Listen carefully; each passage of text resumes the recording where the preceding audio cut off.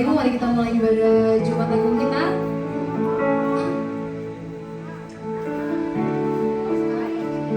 Mari kita siapkan hati kita. Kami bersyukur Tuhan Yesus yang baik buat penyertaan Tuhan bagi setiap kami Tuhan. Kami boleh tiba di tempat ini Tuhan Yesus dari karung panjang dengan selamat, tak kurang suatu apapun Tuhan Yesus. Kami datang pada siang hari ini, kami mau beribadah Tuhan. Kami mau mengingat setiap kebaikan Tuhan, setiap kasih setia Tuhan.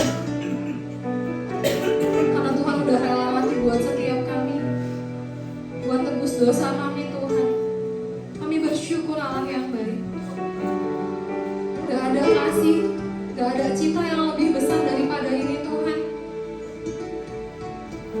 Karena Tuhan Yesus sudah rela Tuhan Yesus merelakan nyawamu Tuhan buat setiap kami anak-anakmu Tuhan Yesus. Terima kasih Bapa, terima kasih Yesus. Kami mau angkat setiap pujian penyembahan kami Tuhan hanya bagimu Yesus. Mari sama-sama kita angkat pujian Dia Yesus telah mati bagiku. Dia Yesus telah mati bagiku. Dia Tuhan selamatkan jiwaku. Baginya hujan tak dapat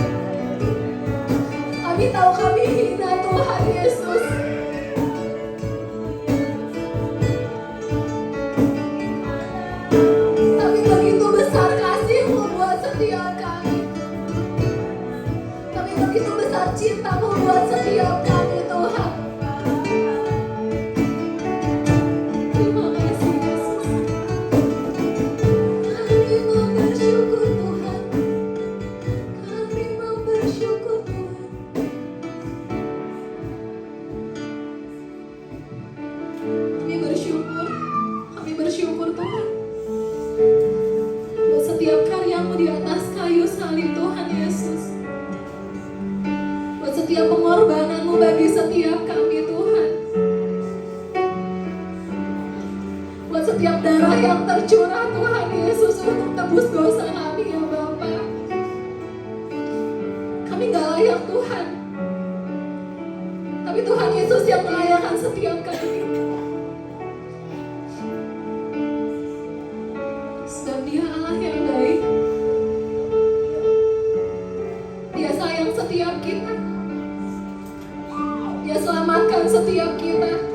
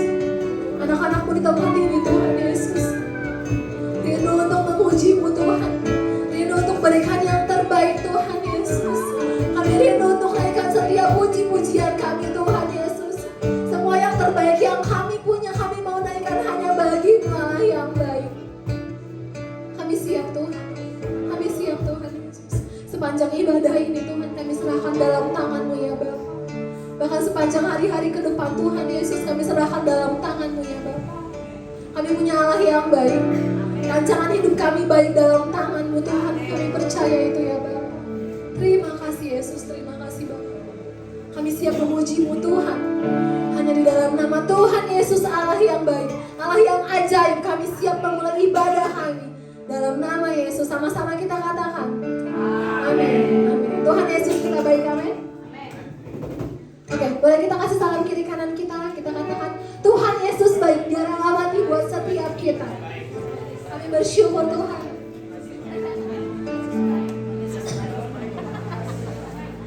Bapak Ibu, kita tetap bersuka cita, kita mengangkat lagu pujian Anggur Baru.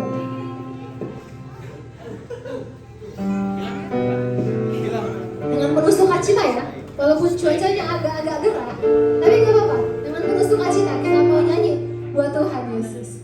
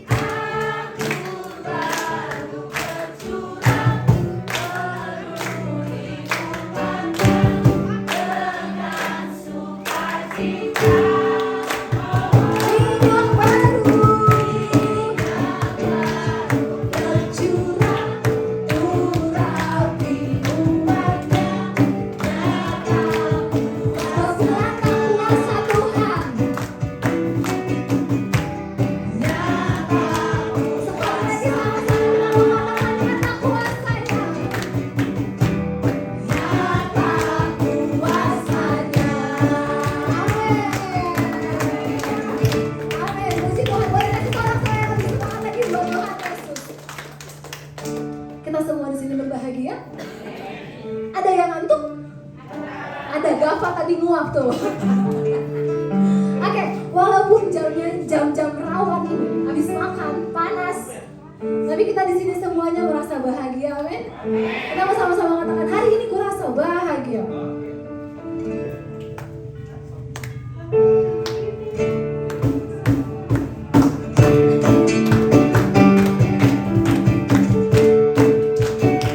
Adik-adik sekolah minggu boleh sama-sama nyanyi juga ya.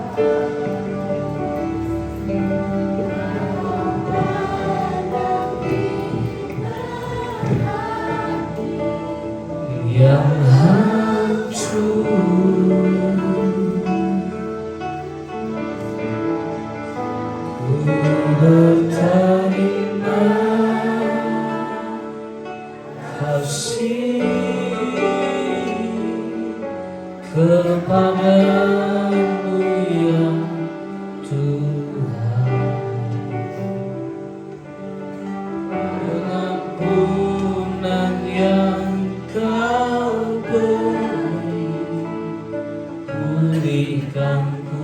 Mari katakan lagi dari hati kita bahwa betapa besar kasih pengampunanmu Tuhan. Tak kau pandang, tidak pernah Engkau anggap rendah hidup kami Tuhan.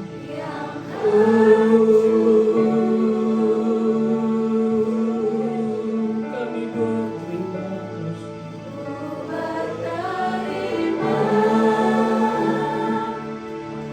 Haleluya. Kepadamu ya Tuhan, pengampunan yang kau beri, pulihkan pengampunan yang dia beri.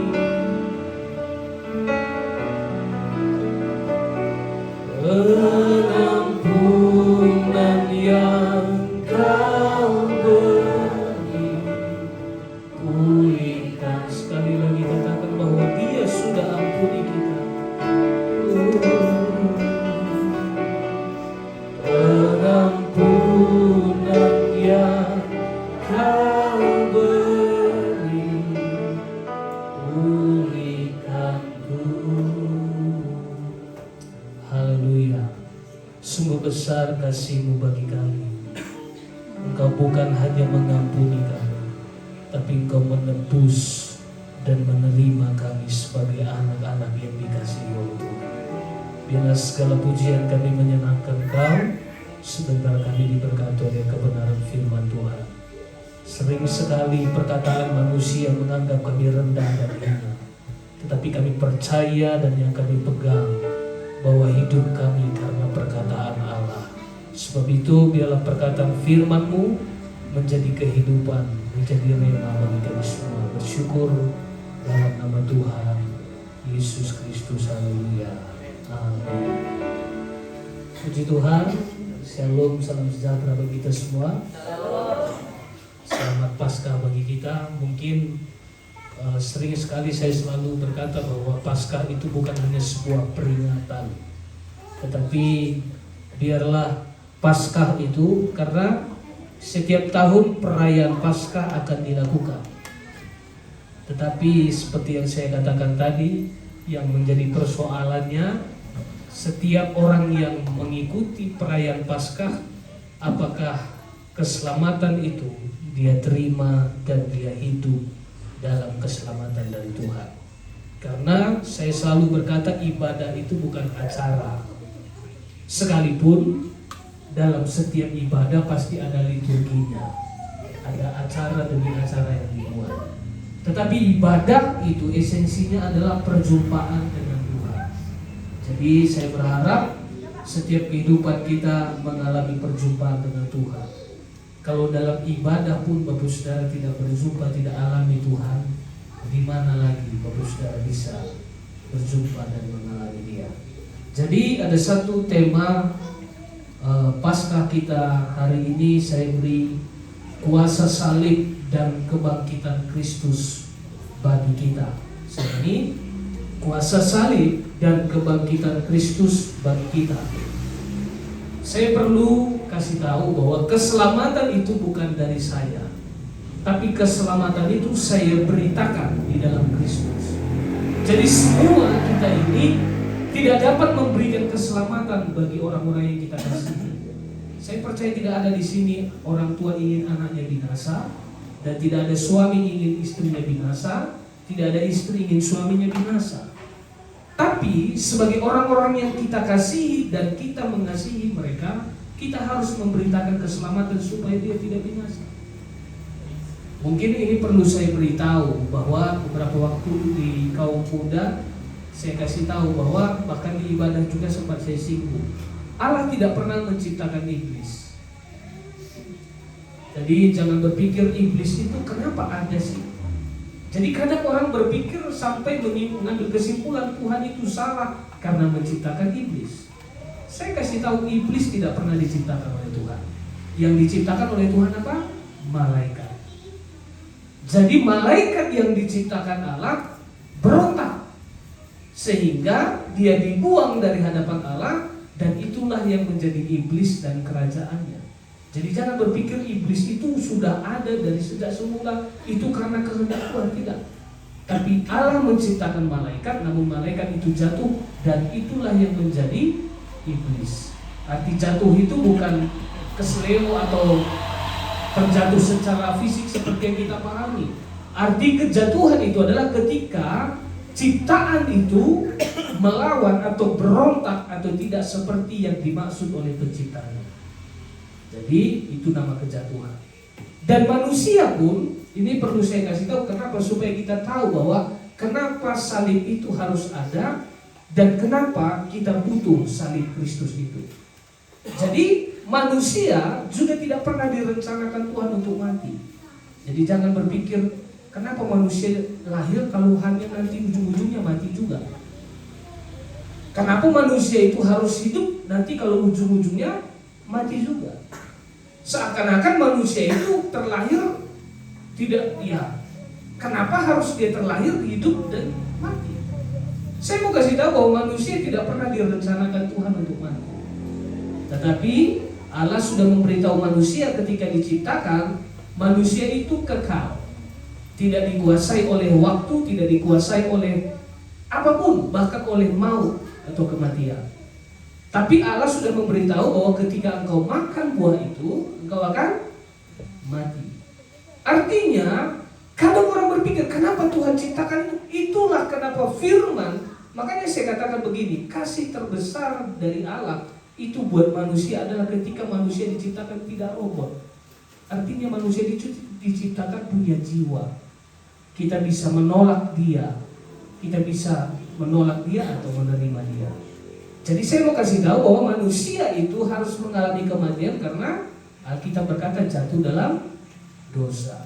Jadi kesimpulan saya mau kasih tahu bahwa Allah tidak pernah menciptakan yang jahat, Allah tidak pernah menciptakan pemberontakan, Allah tidak pernah menciptakan atau merencanakan yang jahat. Tetapi ciptaanlah yang menciptakan pemberontakan dan kejahatan. Ya, termasuk manusia ketika berontak, hidupnya semakin penuh dengan kejahatan. Jadi ini bedanya, Bapak Saudara. Makanya saya selalu berkata yang paling dibenci oleh iblis bukan Tuhan, karena iblis tahu diri. Karena tadinya dia malaikat kudus, namun ketika dibuang oleh Tuhan artinya menjadi najis, menjadi jahat, menjadi satan atau iblis.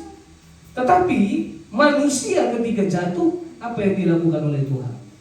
Manusia itu bukan hanya awalnya manusia itu dicari oleh Tuhan. Apa yang dikatakan? Di manakah engkau, Adam? Saya juga percaya panggilan itu terjadi bagi kita pribadi lepas pribadi. Saya percaya panggilan Allah itu menyebut namamu, nama kita secara pribadi. Semua kita ini sudah jatuh dalam dosa, dan panggilan keselamatan itu bagi kita semua. Jadi kalau saya terjemahkan begini, ketika Allah mencari manusia itu seperti Adam, di manakah engkau? Saya juga percaya secara pribadi soal iman, panggilan keselamatan itu bukan urusan bapak saya pendeta, mama saya pendeta atau apa lain sebagainya. Tapi panggilan keselamatan itu pribadi lepas pribadi. Jadi kalau saya gambarkan seperti panggilan itu seperti panggilan Allah. Hero, di manakah engkau? Nirwansa, di manakah engkau? Apakah Tuhan tidak melihat kita? Ketika Tuhan memanggil kita, Bapak Saudara, apakah Tuhan tidak melihat diri kita? Alkitab berkata bahwa di alam maupun bahkan di tempat sama sekali tidak dapat dilihat oleh siapapun, Tuhan melihat kita. Tetapi kenapa kita dipanggil? Berarti ada satu yang luar biasa, hati dari Allah bagi kita. Kan kalau sebenarnya kalau dibuang ya orang dengar, Tuhan tidak pernah rugi ketika engkau tidak percaya padanya. Tuhan tidak pernah rugi ketika kita tidak menerima Dia. Karena diakui tidak diakui, Dia tetaplah Tuhan. Tapi kita ketika kita menerima, mengakui Dia sebagai Tuhan, kita yang beruntung, kita yang hidup. Sehingga saya katakan tadi, Allah panggil, bukan hanya dicari, tapi juga kita dipanggil.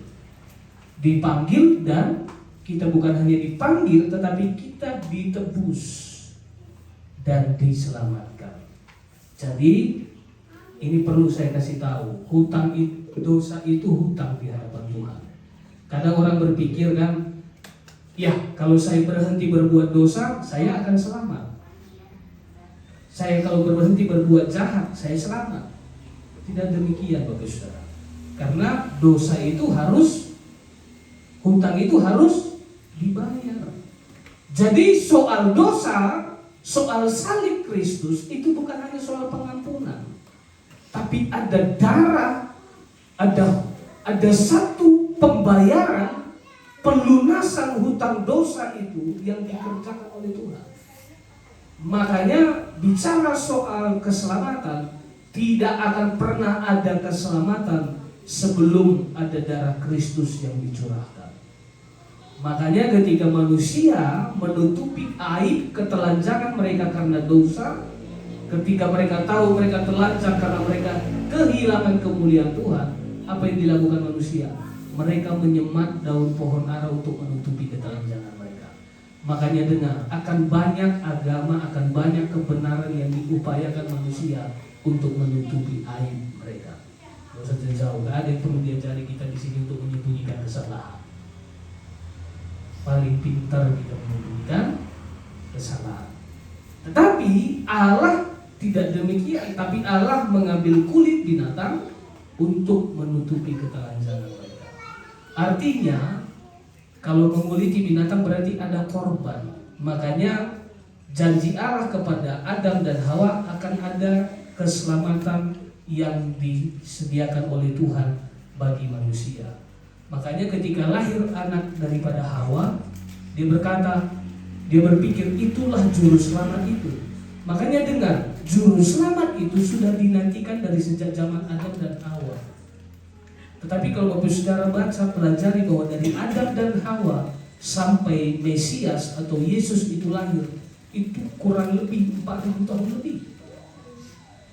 Jadi cukup jauh jarak dari Adam dan Hawa sampai kepada juru selamat itu dinyatakan.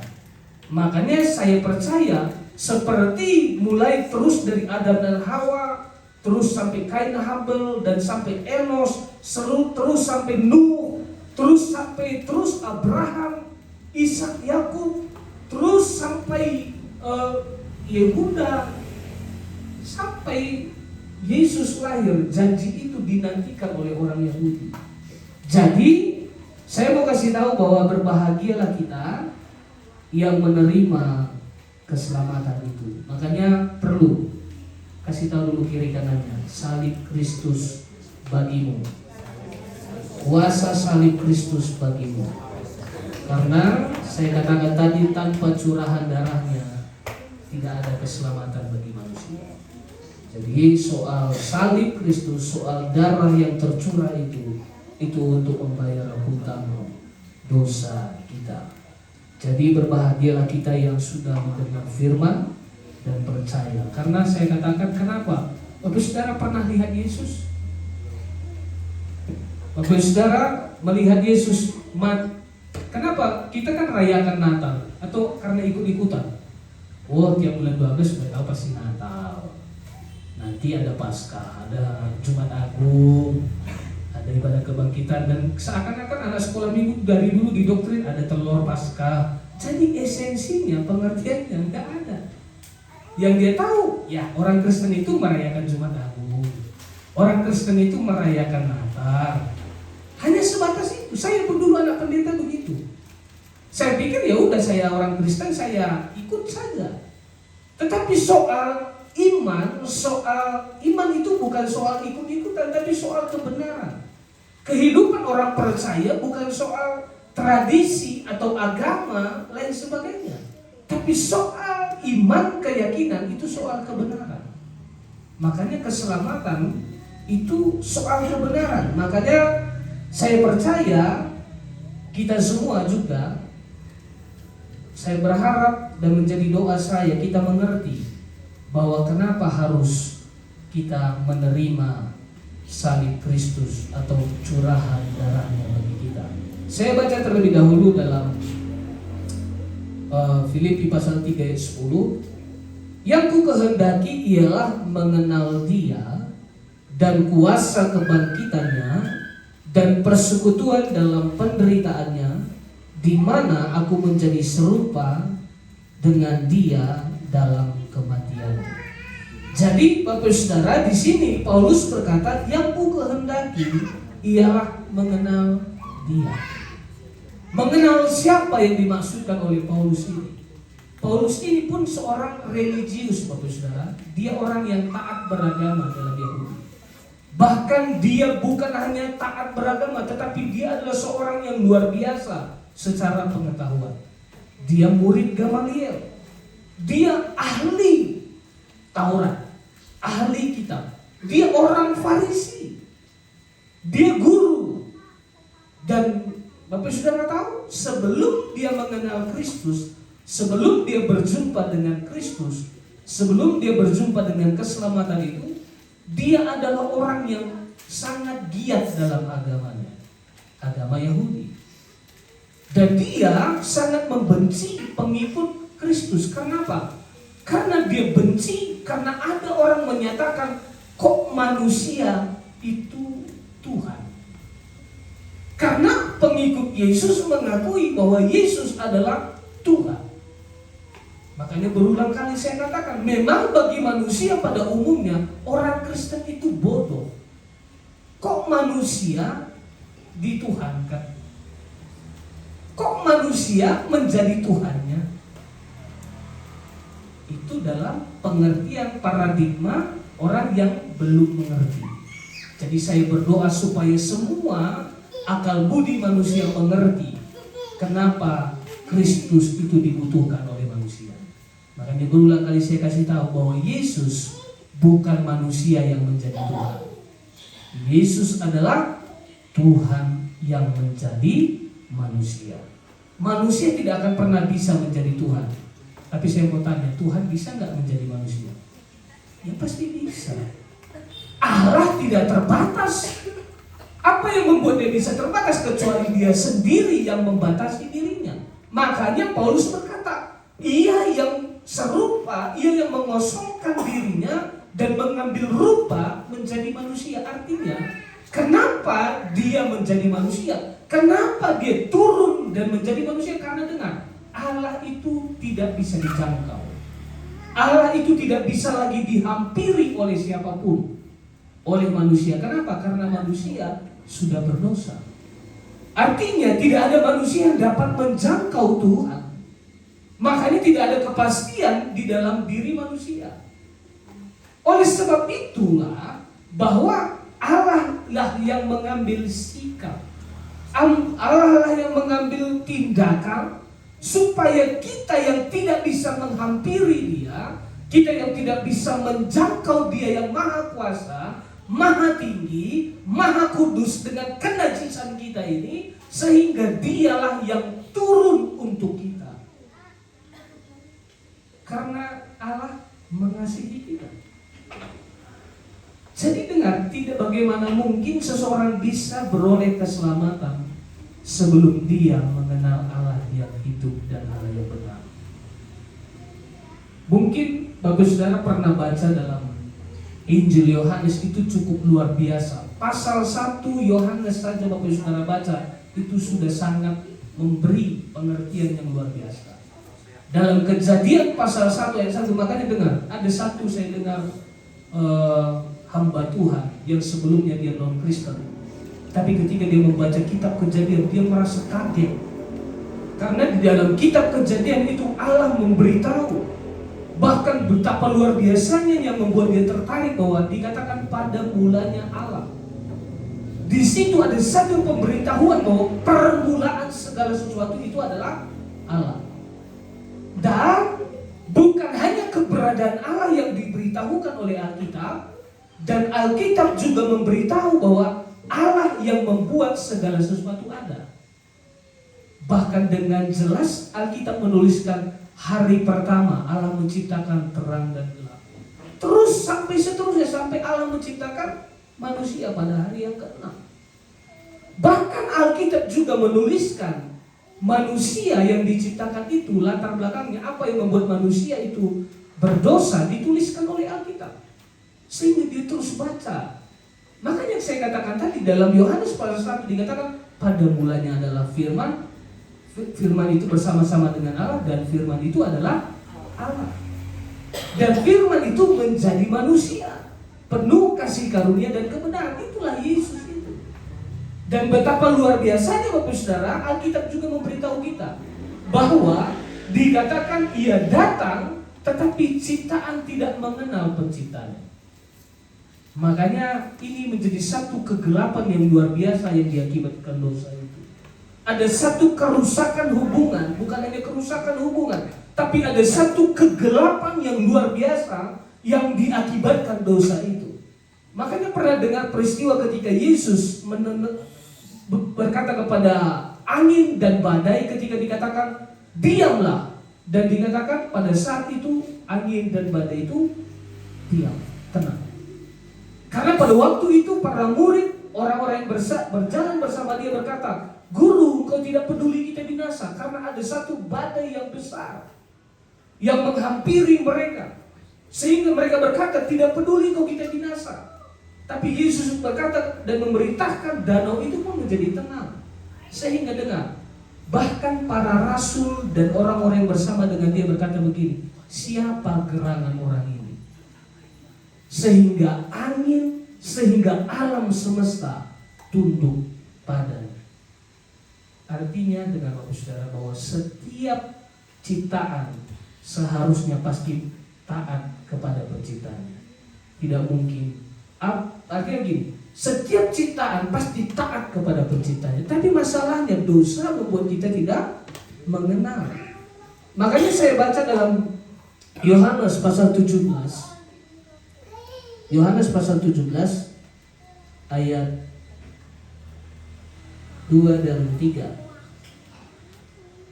Saya baca terlebih dahulu ya. Yohanes, ini kenapa saya perlu kasih tahu bahwa kita harus mengenal Dia. Karena tanpa pengenalan akan Allah tidak akan ada keselamatan bagi orang yang tidak mengenal Dia. Coba saya baca ya dari Yohanes pasal 17 ayat 2, saya baca terlebih dahulu. Sama seperti engkau telah memberikan kepadanya kuasa atas segala yang hidup, demikian pula ia akan memberikan hidup yang kekal kepada semua yang telah engkau berikan kepadanya. Ayat 3 dikatakan begini, inilah hidup yang kekal itu. Jadi manusia menyadari bahwa manusia semua pasti mati. Tetapi ada satu berita, ada satu kebenaran yang luar biasa dikatakan, inilah hidup yang kekal itu. Arti kekal itu apa? Tidak dapat binasa, tidak dapat mati, tidak dibatasi oleh waktu, tidak dibatasi oleh keadaan dan ruang. Inilah hidup yang kekal itu. Dikatakan apa? Yaitu bahwa mereka mengenal Engkau, satu-satunya Allah yang benar. Makanya banyak orang menciptakan Allah sendiri melalui pemahaman, melalui berbagai hal. Kalau kita dulu di daerah Tanah Karo, ya pohon dibuatnya. Makanya ada istilah kita orang Batak, debata, Rancana Bolon. Ada istilah mempertuhankan leluhur. Jadi ada banyak keyakinan tradisi dulu. Tetapi kebenaran hidup yang kekal itu bukan soal itu. Karena apa? Banyak orang meyakini itu, tetapi yang dia yakini itu pun mati dan tidak bisa menolong dirinya sendiri. Makanya dulu orang berkata begini, kok orang Kristen berkata Yesus juru selamat, dia sendiri gak bisa menyelamatkan dirinya sendiri. Orang berpikir juru selamat itu bahwa begini, Yesus kenapa harus mati di kayu salib? Kalau dia sendiri tidak dapat menyelamatkan dirinya dari kayu salib, siapa yang bisa dia selamatkan? Orang berpikir bahwa salib itu adalah akhir segala-galanya. Padahal Yesus bukan hanya mati di kayu salib, tapi dia lalui maut. Dia jalani kematian, tetapi dia tidak berhenti di kematian, tapi dia bangkit mengalahkan maut. Jadi orang berpikir juru selamat itu tidak mati. Kenapa Yesus harus mati? Karena upah dosa ialah maut. Artinya kalau Yesus tidak mati, tidak ada manusia yang selamat. Jadi dia harus lalui kematian itu, tetapi dia tidak berhenti. Dia tidak dikuasai oleh maut, tetapi dia menang atas maut. Sehingga itulah menjadi jaminan pasti, seperti yang dikatakan tadi, inilah hidup yang kekal itu. Artinya begini, kita memang akan menjalani kematian mungkin sebelum Tuhan Yesus datang. Kalau Tuhan Yesus sudah datang, kita mungkin tidak mengalami kematian, tapi tubuh kita diubahkan. Tetapi sekalipun kita menjalani kematian itu bukan akhir bagi kita, tapi ada hidup yang kekal. Makanya dikatakan inilah hidup kekal itu, bahwa mereka mengenal Engkau satu-satunya Allah yang benar, dan mengenal Yesus Kristus yang telah Engkau utus. Jadi saya perlu kasih tahu bahwa semua kita harus mengenal Dia. Seperti Paulus. Paulus tahu tentang Tuhan, tahu tentang Mesias, tapi dia belum mengerti, belum menerima Mesias pada waktu itu. Tapi sampai pada waktu dia mau pergi ke Damaskus untuk mengejar pengikut-pengikut Yesus, sehingga di tengah jalan dia dijumpai oleh Yesus, dan perjumpaan itu mengubah hidupnya, sehingga dia katakan, yang ku kehendaki ialah mengenal Dia. Kalau bicara soal keseriusan belajar kitab, tidak ada di antara kita ini lebih baik dari Paulus. Paulus itu jauh lebih baik ketika dia upayanya untuk mengenal Tuhan melalui kitab suci. Tetapi dengar, upaya manusia tidak dapat mengerjakan apa-apa. Tetapi kehadiran Tuhanlah yang membuat manusia itu berubah. Jadi makanya saya percaya kehadiran Allah lah yang mengubah kita, bukan upaya kita. Sebanyak apapun Bapak Saudara hafal ayat Alkitab, itu tidak menjamini engkau adalah orang yang diselamatkan. Tapi kehadiran Tuhanlah bagimu, kehadiran Tuhanlah bagi kita secara pribadi yang menyelamatkan kita. Jadi saya berharap kita semua mengenal Dia, seperti yang dikatakan Paulus tadi. Mungkin saya perlu kasih tahu, mungkin mengenai salib, waktu lalu saya sudah sampaikan bahwa salib itu adalah satu eksekusi mati yang kejam digunakan oleh Kekaisaran Romawi. Jadi salib adalah hukum untuk budak. Mungkin sekarang sudah beda. Kalau pada masa zaman Yesus, salib itu adalah hukuman terberat, hukuman yang paling menyakitkan. Jadi itulah yang hukuman yang kejam pada zaman itu. Salib adalah hukuman untuk budak. Jadi ini adalah satu hukuman bagi orang-orang yang hina. Makanya kita pun adalah orang-orang yang hina karena dosa. Dan selanjutnya dikatakan pemberontak, penjahat kelas rendah, dan orang asing. Orang Romawi tidak akan menyalibkan orang Romawi. Kekaisaran Romawi tidak menyalibkan orang Romawi. Artinya apa? Bahwa orang asing artinya adalah orang yang tidak dianggap, yang tidak diakui. Kita pun karena dosa tidak dapat lagi diakui di sorga. Jadi nggak ada yang bisa mengaku-ngakukan diri. Kita diakui di sorga karena ada Yesus menjadi juru selamat kita. Dialah pembela kita. Jadi itulah salib. Dan saya katakan tadi, kita yang harus disalib, tetapi salib Kristus itu, Kristus menanggung penderitaan itu, Kristus menanggung hukuman itu.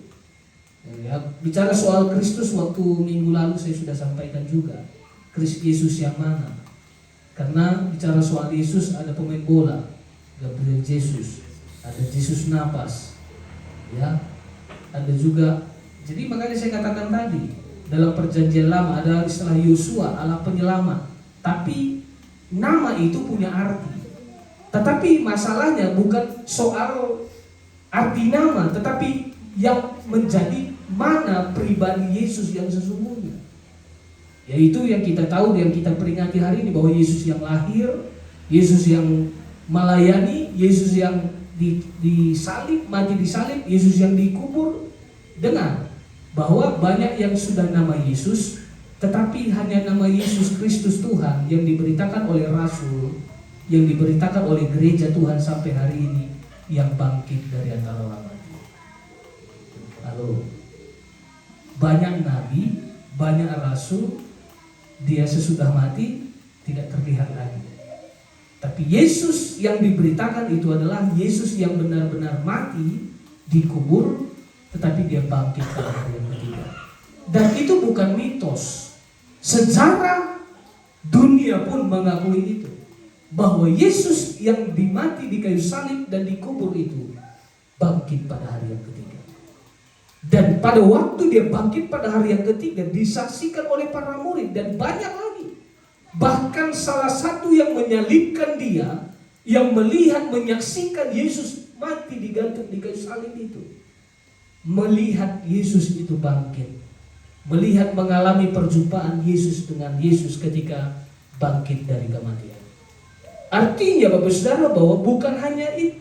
Jadi firman Allah, Alkitab itu bukan berita kosong, tapi itu benar-benar terjadi. Dan tidak ada pribadi yang sudah bangkit dari kematian dan naik ke sorga. Yesus naik ke sorga, dan dia akan datang kembali. Sampai itulah yang kita nantikan saat ini. Jadi salib Kristus artinya Yesus yang lahir, Yesus yang mana? Yesus yang mati di salib, dan Yesus yang bangkit dari kematian, dan Yesus yang sudah naik ke sorga, dan yang Yesus akan datang kembali untuk kita. Itulah salibnya lah yang menyelamatkan kita. Jadi salib Kristus itu simbol utama iman kita.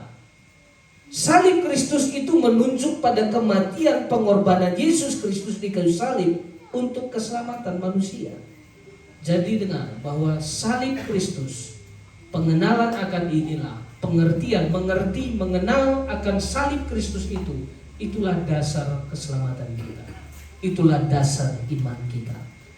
Dan itu adalah lambang kasih Allah bagi manusia, yaitu kasih Allah yang benar, kasih Allah yang besar, kasih Allah yang sempurna kepada kita.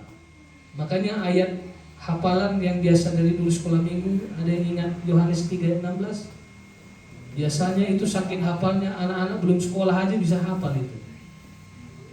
Bahasa Batak, dia ada yang bisa hafal secara bahasa Batak? Karena begitu besar kasih Allah akan dunia ini, sehingga ia mengaruniakan anak yang tunggal, supaya setiap orang percaya kepada Dia tidak binasa, melainkan beroleh hidup yang kekal. Artinya bahwa Kristus, Yesus yang datang, yang diberi bagi kita itu adalah wujud kasih Allah bagi kita. Kenapa? Karena siapa yang percaya padanya tidak binasa. Karena dosa membuat manusia harus binasa. Tetapi siapa yang percaya kepadanya tidak binasa, melainkan beroleh hidup yang kekal. Artinya Yesus itu menjadi korban penebus bagi kita. Makanya ada Yohanes Pembaptis berkata begini, lihatlah anak domba Allah yang menghapus dosa dunia. Jadi tidak ada agama yang menjamin membereskan dosa. Tidak ada. Tidak ada pribadi yang dapat membereskan dosa. Karena bagaimana mungkin orang berdosa menebus dosa?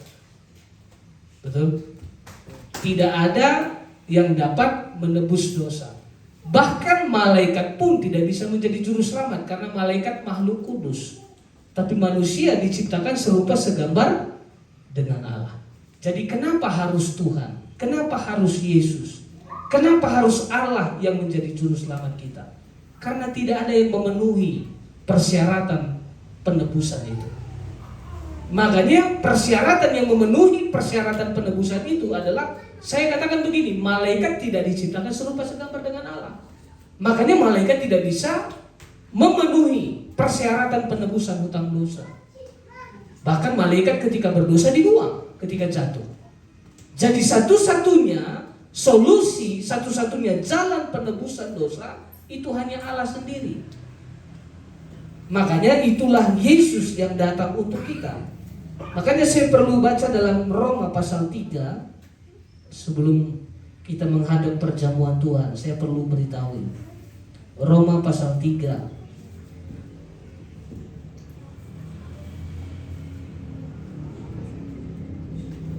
ayat 22 mungkin saya ayat 20. Oke, ayat 22 saya baca mulai ya, sebelum kita menghadap perjamuan Tuhan.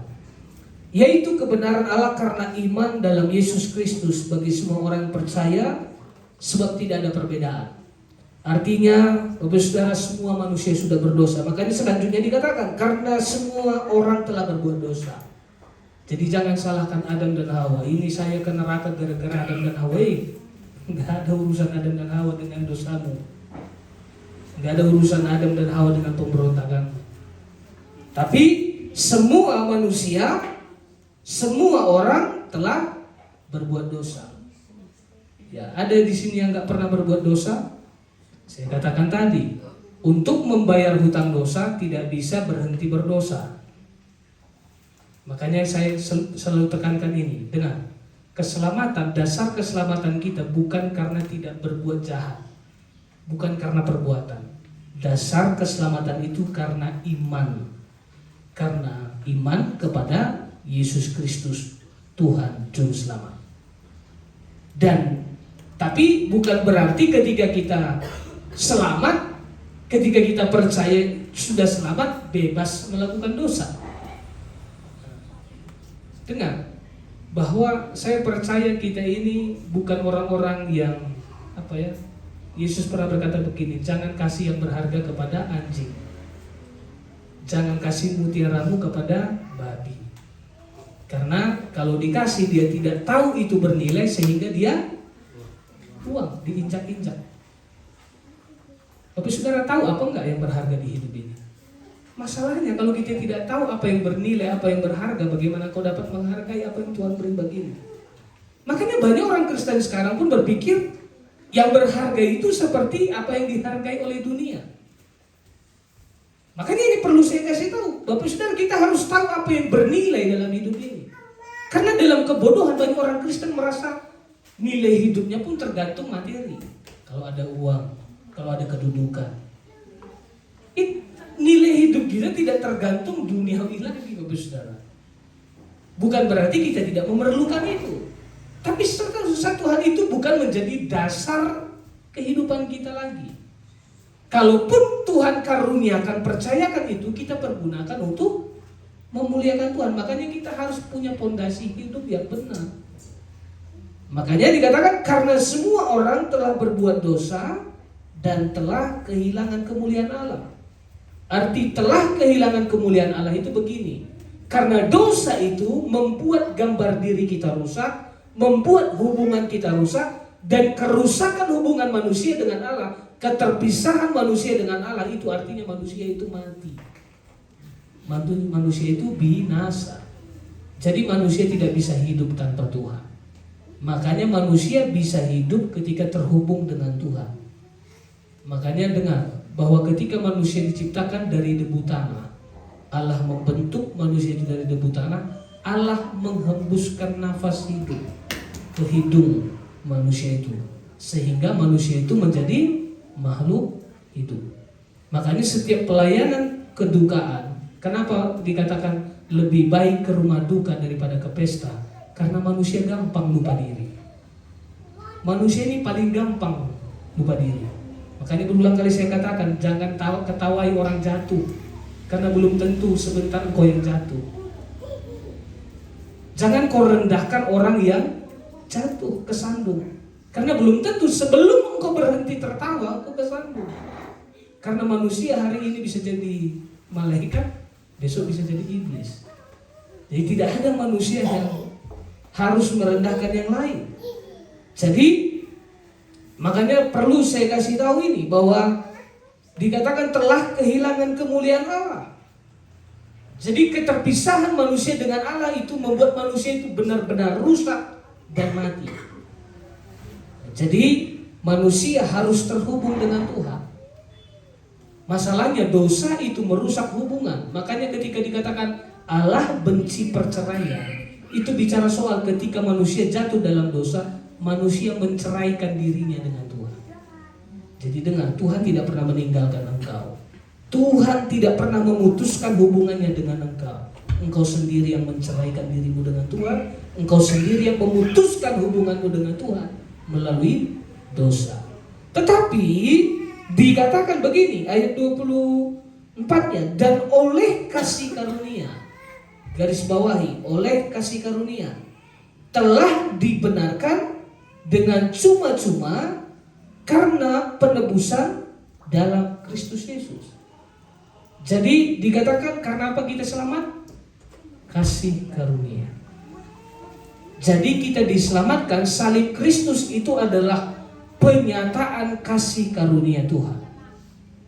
Darah Yesus yang tercurah di kayu salib itu adalah wujud nyata, bukti yang nyata pemberian Allah bagi kita. Jadi kalau kasih karunia Tuhan benar, bahwa kadang ini sering kami ketemu di kalangan pendeta-pendeta, hamba-hamba Tuhan kan, kasih karunia Tuhan karena dia dapat mobil mungkin, karena kasih karunia Tuhan karena dia dapat keturunan, karena kasih karunia Tuhan karena dia dapat ini dan itu. Betul, tapi inti dari kasih karunia Tuhan itu jangan kau ngambil kesimpulan. Betul, itu semua kasih karunia Tuhan. Segala sesuatu yang ada pada kita itu karunia Tuhan. Itu pemberian Tuhan, itu kepercayaan dari Tuhan. Tetapi dengar, pemberian terbesar dari Tuhan, jangan kita langsung. Makanya saya katakan tadi, orang tidak akan tahu mana yang berharga sebelum dia pegang yang berharga itu. Makanya saya kasih tahu begini, kadang kita ini terlalu terpesona dengan barang KW. Bahkan kita mau bayar, kita mau beli barang KW. Kenapa? Karena kita belum pegang barang ori. Coba saudara pegang barang ori, mau gak beli barang KW? Hah? Saya juga percaya kalau engkau menerima keselamatan kekal, duit, martabat, jodoh, apapun, tidak ada lagi yang dapat membuat hatimu terpikat melebihi daripada kasih Allah yang sudah diberi bagimu. Jadi mari periksa hidup kita masing-masing. Karena kasih karunia kita diselamatkan. Pemberian Allah itu sudah dinyatakan bagi kita. Jadi salib itu bukan hanya berita, tapi itu sesuatu yang sudah nyata. Makanya ayat 25 bagian A terakhir dikatakan, Kristus Yesus telah ditentukan Allah menjadi jalan pendamaian karena iman dalam apa? Dalam darahnya. Jadi tidak ada perdamaian tanpa ada darah yang dicurahkan. Engkau tidak akan pernah bisa berdamai dengan Tuhan sebelum darah, curahan darah Yesus membasuh diri, menyucikan diri. Jadi makanya saya katakan tadi, tidak ada upaya yang bisa memperdamaikan manusia dengan Tuhan, karena kita tidak dapat menghampiri Tuhan. Tapi Alkitab berkata, oleh darah anak domba Allah, oleh curahan darah Yesus, kita dapat menghampiri tahta kasih karunia Allah dan berkata, ya Aba, ya Bapa. Jadi kalau berkata kita sebut Allah itu Bapa, engkau harus mengerti kenapa dia menjadi Bapamu. Kalau kita tidak mengerti, kita hanya ikut-ikutan. Oh, orang Kristen kan Tuhannya Bapa, tapi Bapa yang mana? Ujung-ujungnya karena kerusakan figur Bapa, kita merasa orang Kristen ini gak jelas Tuhannya. Jadi dikatakan kita memanggil dia Bapa karena memang hakikatnya kita ini di dalam Kristus, kita menjadi anak-anak Allah. Sebentar kita menghadap perjamuan Tuhan, mungkin nanti saya lanjut ibadah kebangkitan mengenai kebangkitan tadi. Kuasa salib Kristus ini menjadi sesuatu yang harus kita alami. Saya tutup dalam Yohanes pasal 1 ayat 12. Jadi kita harus tahu kenapa kita memanggil Allah itu Bapa. Jadi kenapa orang Kristen memanggil Allah itu Bapa? Kita harus baca ini dalam Yohanes 1 ayat 12. Dikatakan begini. Tetapi semua orang yang menerimanya. Menerima siapa? Menerima Yesus. Semua orang yang menerimanya diberinya kuasa. Kuasa di sini artinya ada satu otoritas, ada satu keberadaan yang diterima oleh orang yang dikatakan begini. Tetapi semua orang yang menerimanya diberinya kuasa supaya menjadi anak-anak Allah, yaitu mereka yang percaya dalam namanya. Jadi siapa yang beroleh otoritas, siapa yang beroleh hak untuk menjadi anak-anak Allah adalah orang-orang yang percaya dan menerima Yesus Kristus secara pribadi. Makanya saya selalu gambarkan kasih karunia itu begini, Bapak Saudara. Ini ilustrasi yang sangat terbatas. Sama seperti ini. Ada di sini Papa Jerry. Saya bunuh. Gara-gara saya Jerry ini mati. Marah enggak? Gak usah dulu gara-gara aku dia mati. Ku tampar pun dia pasti akan sakit hati. Gak usah ku tampar dengan secara fisik. Ku ejek aja dengan perkataan abang ini pasti sakit hati. Betul? Tapi gara-gara aku dia mati. Tetapi dengar gambaran kasih karunia itu, bahwa ketika Jerry ini mati karena saya, Bapak Jerry bukan hanya mengampuni saya karena saya dia mati, tapi dia terima aku sebagai anak, mengisi hidup. Itulah kasih karunia.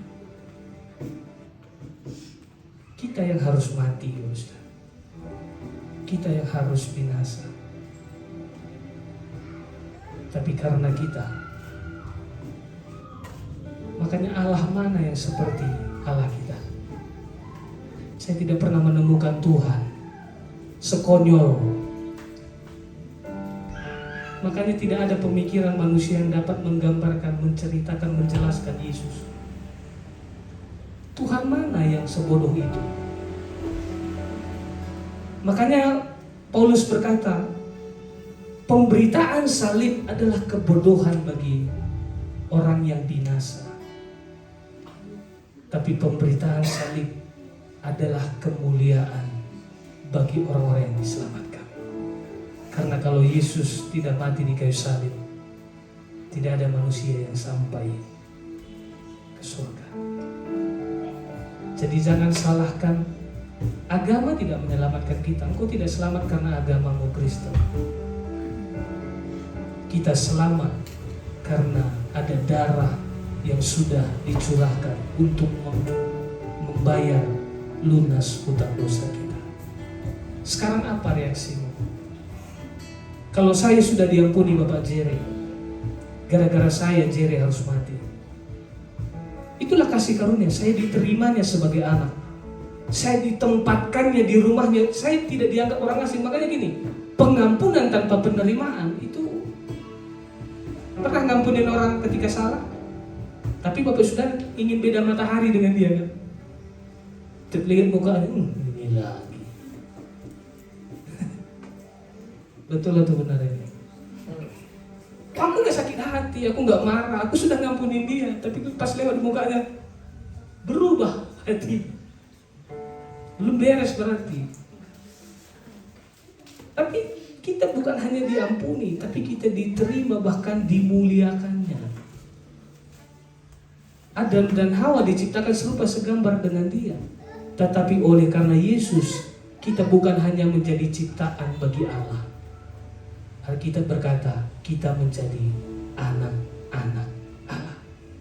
Ciptaan punya hak terhadap penciptanya, tetapi anak adalah ahli waris milik kepunyaan Bapaknya. Kalau engkau sudah menerima, apa yang paling berharga bagi Tuhan? Sorga? Engkau dunia manusia yang mencari sorga, agama yang mencari sorga. Sorga pun Tuhan tinggalkan untuk kita. Betapa jahatnya engkau percaya kepada Yesus, kau menerima Tuhan supaya kau masuk sorga.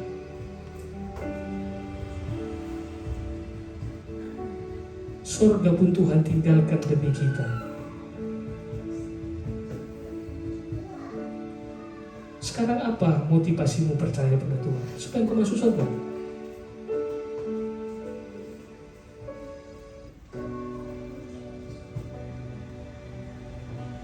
Kita ini sering sekali terlalu bodoh beriman.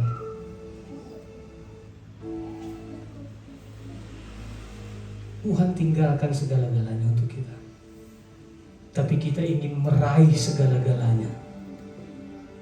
Makanya saya selalu tekankan, Tuhan bukan budak, tapi Dia adalah Tuhan bagi kita. Sebentar kita menghadap perjamuan Tuhan. Saya undang sama Hero. Kita nyanyi satu lagu, salibnya salib.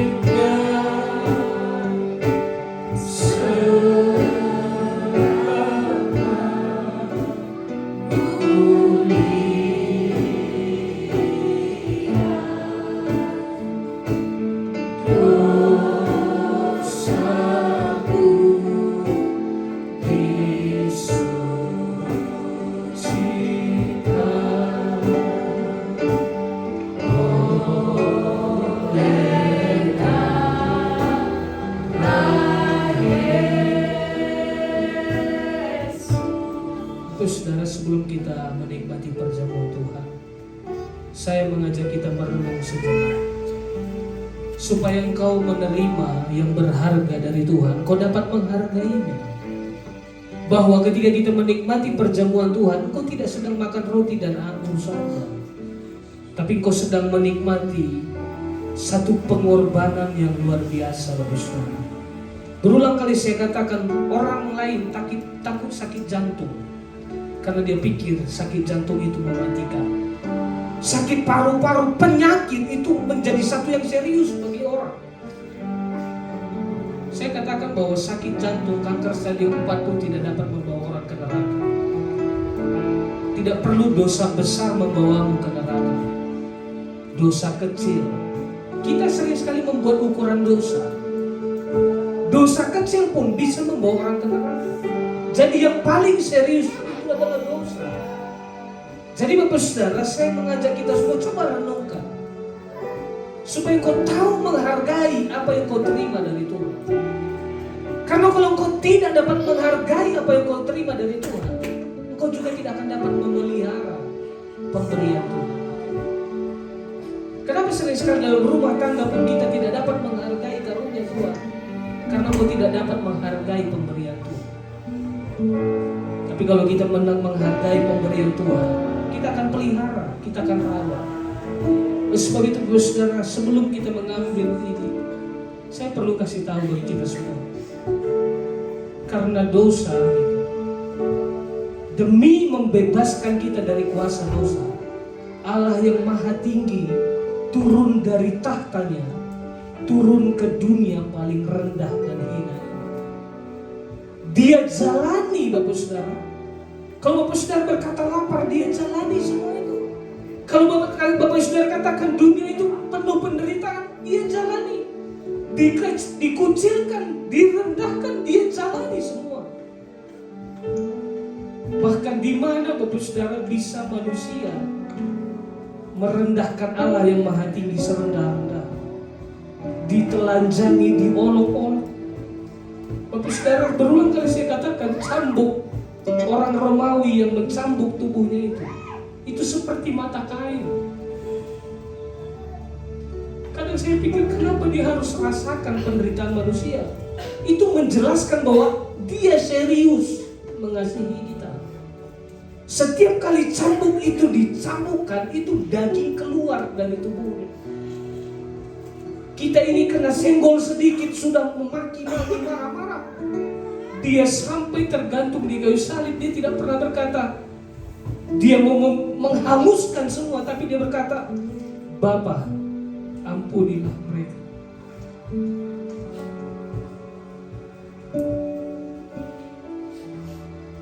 Kenapa kita terus menjadi orang Kristen yang munafik? Kenapa kita selalu mencari imbalan dalam iman kita kepada Tuhan? Kayak saya katakan tadi, engkau mencari sorga. Sorga pun dia tinggalkan untuk saking berharganya engkau bagi dia. Apakah engkau tidak dapat menghargai Tuhan yang menghargai dirimu? Saya berharap kita semua menghargai Tuhan, karena kita adalah orang-orang yang berharga dan dihargai oleh Tuhan. Terima kasih Bapak di surga. Kami akui kami semua adalah orang-orang yang seharusnya binasa karena dosa kami. Kami seharusnya binasa karena pemberontakan kami. Tapi kami bersyukur, sungguh Engkaulah satu-satunya kebanggaan kami Tuhan. Sebab itu sebentar kami memperingati di mana Engkau yang mati di kayu salib, darah-Mu tercurah. Sebab itu kami percaya, kami imani bahwa roti dan anggur ini adalah tubuh dan darah Yesus yang kami nikmati, sehingga oleh bilur-bilur-Mu menyembuhkan segala penyakit kami, baik dalam penyakit jasmani kami, bahkan jiwa kami juga disembuhkan oleh keselamatan kebenaran dari Tuhan. Dan oleh darah-Mu kami juga menerima keselamatan, karena dosa kami sudah dihapuskan, sudah dibayar lunas oleh curahan darah Yesus bagi kami. Sebab itu kami percaya, kami imani roti dan anggur ini adalah tubuh dan darah-Mu yang akan dibagikan, dan kami nikmati dan kami hidup di dalam anugerah keselamatan dari Tuhan, dalam nama Tuhan Yesus Kristus. Haleluya.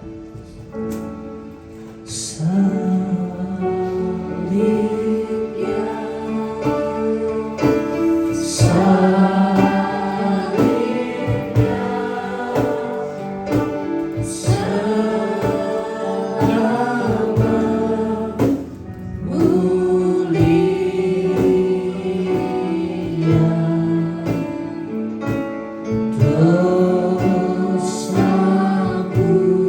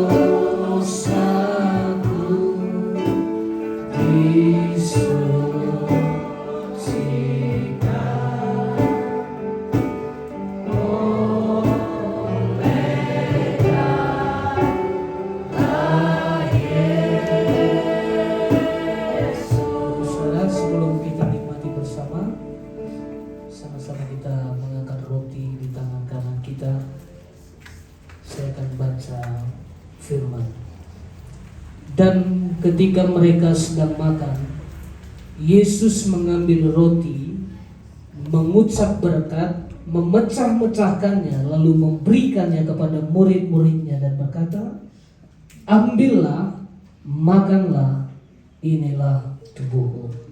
Dengan iman kami percaya dan kami terima bahwa ini adalah tubuhmu yang engkau berikan, dan kami nikmati bersama di dalam nama Tuhan Yesus Kristus. Sama-sama kita nikmati bersama.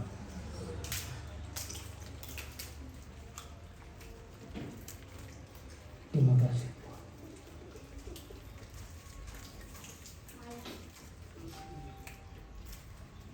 Terima kasih.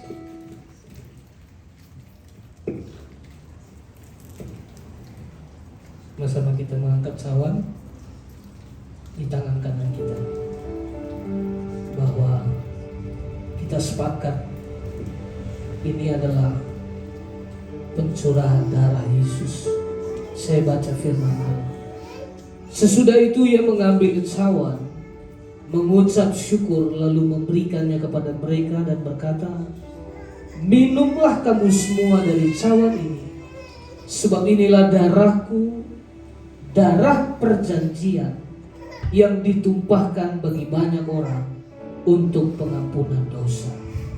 Kami percaya, kami imani bahwa curahan darah Yesus di kayu salib adalah darah perjanjian dari sejak semula bagi Adam dan Hawa, dan sudah dinyatakan oleh pencurahan darah Yesus di kayu salib, dan yang saat ini kami peringati dan kami terima, kami imani dan kami nikmati bahwa oleh darah Yesus segala kuasa kutuk, kuasa maut, kuasa daripada dosa kami sudah dipatahkan dan sudah dibayar lunas oleh darah Yesus yang dicurahkan bagi kami. Sebab itu kami terima, kami imani, kami nikmati di dalam nama Tuhan Yesus Kristus. Sama-sama kita nikmati. Haleluya, haleluya. Haleluya, haleluya. Haleluya, haleluya. Darah-Mu sudah membebaskan kami dari kuasa maut. Darah Yesus sudah membayar lunas segala hutang dosa kami, sehingga maut tidak ada lagi ada sengatnya bagi kami. Tapi di dalam kami ada aliran-aliran kehidupan. Kami adalah orang-orang yang sudah diselamatkan. Kami adalah orang-orang yang menerima hidup yang kekal. Kuasa salib Kristus membangkitkan kami dari kuasa maut. Oleh sebab itu kami percaya, kami adalah orang-orang yang diselamatkan. Kami adalah orang-orang yang sudah menerima kehidupan kekal, karena segala dosa kami sudah dibayar lunas oleh pengorbanan Yesus di kayu salib. Haleluya, haleluya, haleluya Tuhan, haleluya. Terima kasih Bapa di surga, terima kasih Tuhan. Biarlah kami dapat bersyukur, kami dapat menghargai pemberian Allah bagi kami, bahwa Engkau sudah memberikan nyawamu supaya kami beroleh hidup yang kekal. Tidak ada Allah seperti Engkau. Kami bangga memiliki Yesus. Kami bangga memiliki Engkau sebagai Tuhan dan Juru Selamat kami. Kami tidak pernah terganggu ketika orang berkata Allah kami mati, karena kami tahu bahwa Allah kami bangkit dari kematian. Sebab itu kami memiliki Allah yang hidup, Allah yang datang dari sorga, Allah yang naik ke sorga, dan Allah yang akan datang kembali bagi kami dan membawa kami semua ke tempat kediaman-Mu yang kekal dan mulia. Sebab itu kami adalah orang-orang yang berbahagia. Kami tidak ragu, kami tidak pernah menyesal percaya menerima Engkau, karena kami bersyukur, kami berbahagia di dalam Yesus. Kami bersyukur saat ini dan kami bersyukur sampai selama-lamanya. Oleh sebab itu Bapak Saudara, biarlah kita terus menikmati anugerah kasih karunia Tuhan yang tidak terbatas bagi hidupmu, bagi keluargamu, dan bagi segala yang ada pada kami. Oleh sebab itu mari kiranya biarlah Tuhan menyinari engkau dan melindungi engkau. Kiranya Ia menghadapkan wajahnya bagimu dan memberikan kau kasih karunia. Ia menghadapkan wajahnya bagimu dan memberikan engkau damai sejahtera. Terimalah berkat rahmat sejahtera dari Allah Bapa, cinta kasih Allah yang sempurna, yang sudah kita terima di dalam Yesus Kristus Tuhan, Juru Selamat kita. Dan dengan persekutuan dengan Roh-Nya yang kudus, terus menyertai kita sekalian saat sore hari ini, bahkan sampai selama-lamanya. Allah setia memelihara, memberkati setiap kita. Terimalah segala anugerah Tuhan dalam hidupmu, dalam keluargamu, di dalam berkat nama Tuhan Yesus Kristus. Semua yang percaya katakan amin. Puji Tuhan, Tuhan Yesus.